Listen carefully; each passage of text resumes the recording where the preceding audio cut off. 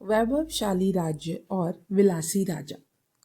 जिस काल का वर्णन कर रहे हैं तब से अब तक पृथ्वी सूर्य के चारों ओर लगभग 2500 चक्कर लगा चुकी है और उसी भांति भारत का भाग्य चक्र भी ना मालूम कितनी बार घूम चुका है। उस समय मगध में महापद्म नंदों का राज्य था। भारत स्वतंत्र था। यहाँ का व्यापार खूब बढ़ा चढ़ा था। यहाँ के बने हुए माल से देश विदेश के बाजार पटे पड़े थे। हिंदू शिल्पियों के हाथ में कुछ ऐसी सफाई थी, कुछ ऐसा जादू था कि जिस चीज को वे बनाते थे वही लोगों का मन मोह लेती थी।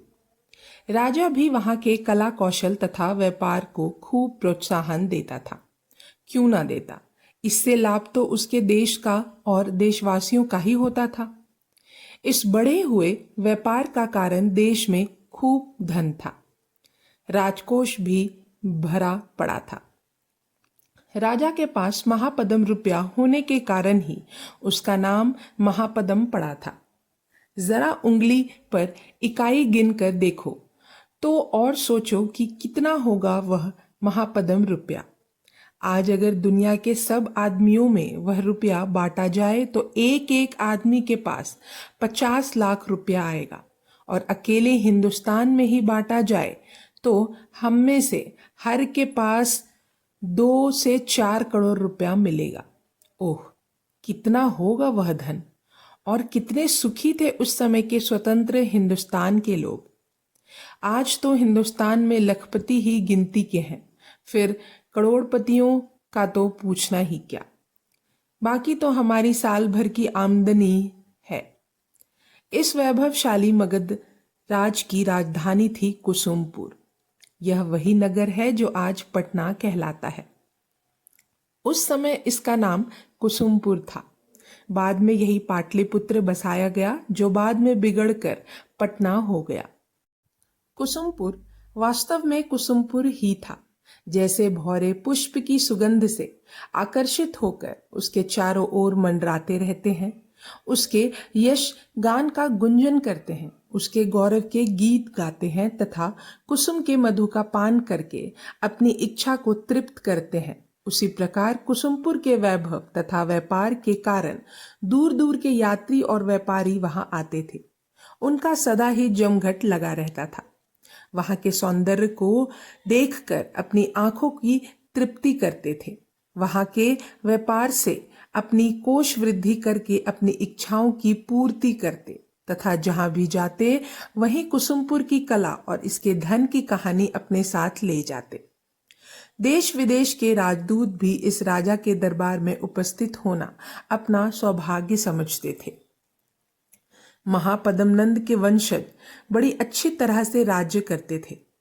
राजा होते हुए भी वे अपने आप को प्रजा का स्वामी ना समझकर प्रजा का सेवक समझते थे।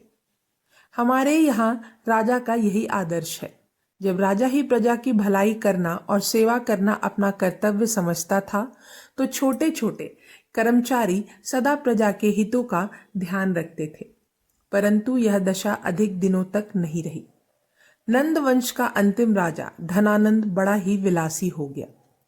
राजकाज में उसका मन बिल्कुल नहीं लगता था। वह अपना सारा समय नाच गान, आमोद प्रमोद तथा रंगरलियों में व्यतीत करता। कभी बसंत उत्सव धूमधाम से मनाने में रुपया पानी की तरह बहाया जाता तो कभी होलिका उत्सव पर प्रजा का धन बुरी तरह फूका जाता। राजा अपने को प्रजा के धन का मालिक समझने लगा था। ऐसे व्यासनी राजा को किसी की नेक सलाह भी अच्छी नहीं लगती, और वह तो केवल खुशामदियों के ही वश में रहता जो उसकी जी हुजूरी करते रहते हैं। सौभाग्य से इस राजा का मंत्री कात्यायन बहुत ही योग्य था। उसका उपनाम था राक्षस। वह केवल नाम से राक्षस था, वैसे तो ब्राह्मण था, बड़ा विद्वान था, नीति निपुण था तथा नंद के राज्य को बड़ी कुशलता से संभाले हुए था। साथ ही वह अत्यंत स्वामी भक्त एवं राजभक्त था। राजा नंद के हाल देखकर उसको बड़ा ही दुख होता था। वह चाहता था कि राजा राजकाज में ध्यान दे, परंतु राजा नंद तो अपने महलों से ही नहीं निकल पाता। मंत्री की इतनी योग्यता होते भी राजकाज में ध्यान ना देने के कारण राज्य में चारों ओर गड़बड़ मच गई। प्रजा दुखी रहने लगी। प्रजाजन के कारण ही राजा का राजा नाम पड़ा है। राजा नंद तो प्रजारजन के स्थान पर अपनी ही मनोरंजन करता था।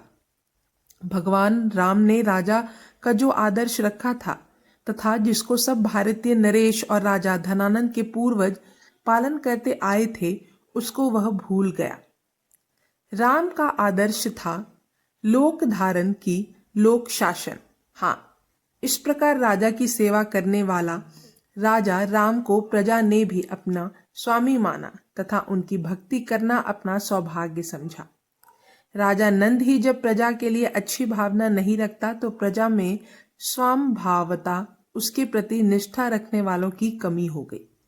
उनके दुखों का कोई भी सुनने वाला नहीं था। राजा धनानंद तक ना तो किसी की पहुंच ही थी और ना उसको इतना अवकाश था कि वह अपना राग रंग छोड़कर दुख और दर्द की कहानियां सुने। पूर्व नंदों के शासन काल में प्रजा जिन अधिकारों का उपभोग कर चुकी थी, उनका अपहरण उसको खलने लगा। वह तो सुख, शांति और सम्मानपूर्ण जीवन बिताने की आदी थे, परंतु नंद राज्य में ये उसको दूभर होते जाते थे। अपने चारों ओर नंद के विलासपूर्ण कृत्यों को देखकर प्रजा के नैतिक भावना को ठेस लगती थी। कहीं भी अत्याचार देखकर उसकी आत्मा विक्षुब्ध हो उठती थी। आत्मसम्मान की रक्षा करने वाले और उसको मिटाने वालों में स्वाभाविक ही संघर्ष छिड़ गया। जगह जगह आकाश की ओर उठने वाले धुओं ने बताया कि अंदर आग सुलग रही है। इसी धूम्रपुंज में से उठते हुए लोगों ने एक भव्य मूर्ति को देखा। यही है हमारा नायक चंद्रगुप्त मौर्य। यह भाग यहीं समाप्त होता है। अब हम अगले भाग में जानेंगे देश प्रेम या राजद्रोह। तब तक के लिए धन्यवाद।